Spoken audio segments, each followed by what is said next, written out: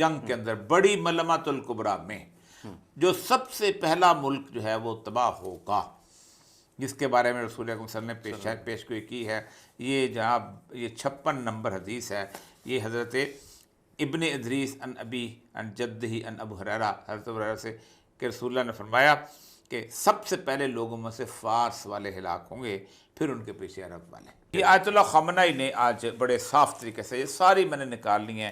یہ رائٹرز کی بھی ہے، یہ بی بی سی کا بھی ہے، ان سب کا ایک ہی ان کا بیان ہے.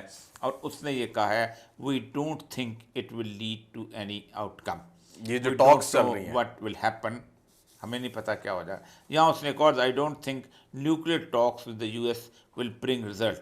آئی don't know what will happen. کہ ایران نے بنیادی طور پر گزشتہ تقریباً 20-25 سال وار اینڈ ٹیرر کے بعد ایک خاموشی کے ساتھ اس کو انہوں نے ٹریپ کیا اور اس سے ایران کو تباہ کرنے کے لیے ساتھ دیا. اس نے افغانستان کے اندر امریکہ کا ساتھ دیا.